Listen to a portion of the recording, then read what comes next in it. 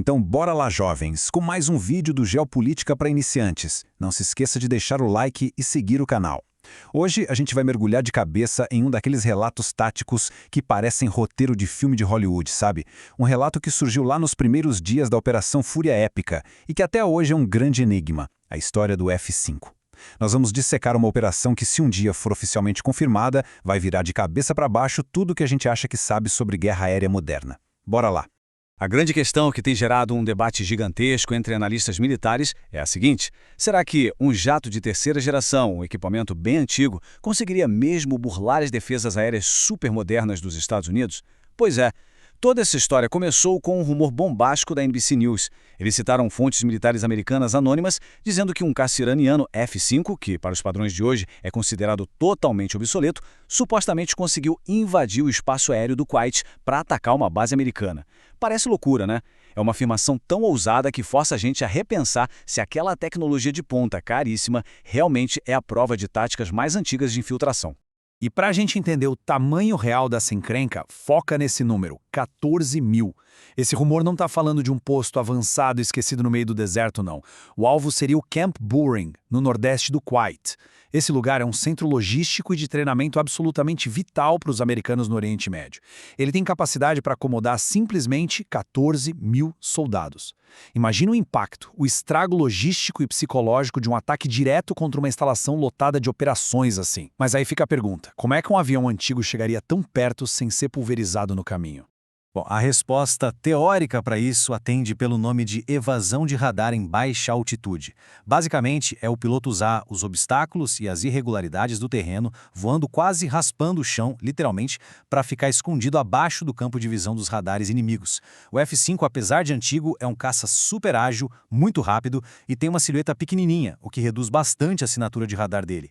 Então, na teoria, voando colado no solo, ele poderia se esgueirar por baixo de todas essas defesas ultramodernas. Aliás, galera, deixe um comentário de um tema que você quer que eu faça outro vídeo e eu farei e postarei no canal em menos de uma semana.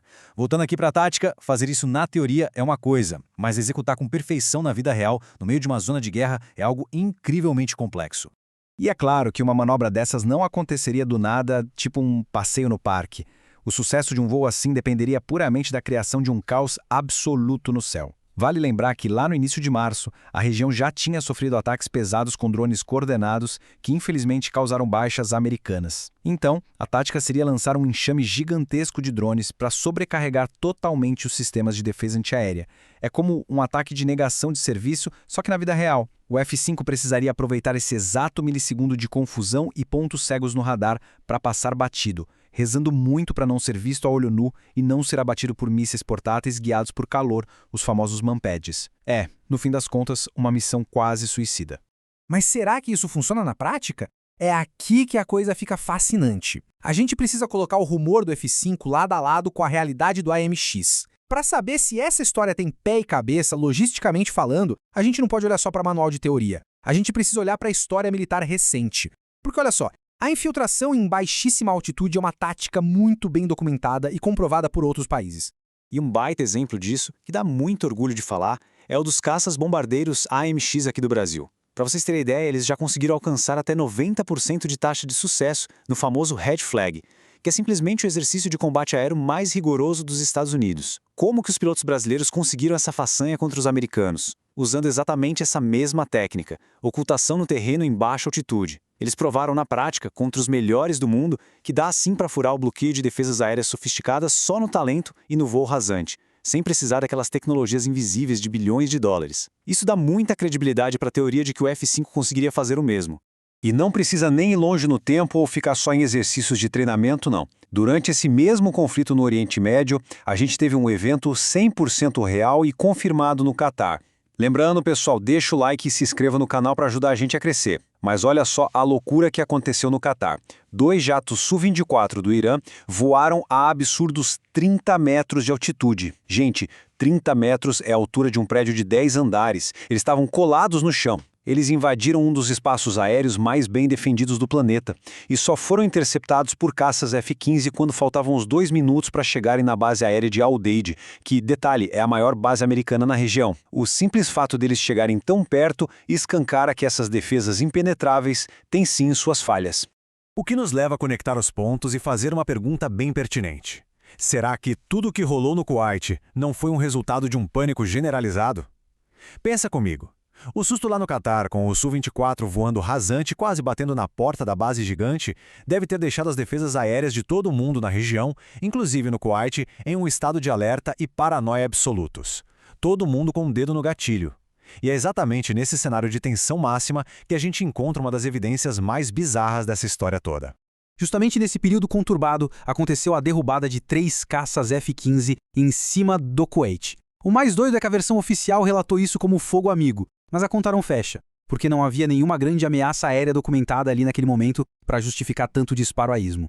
Então, a teoria que ganha força é a seguinte: um F-5 real passando despercebido lá embaixo, ou até mesmo um alerta falso gerado pelo pânico e pela tensão da incursão no Catar, deixou os sistemas de defesa do Kuwait em um estado de caos completo. Um caos tão grande que acabou resultando nessa tragédia de abaterem os próprios aliados. Faz muito sentido, taticamente falando.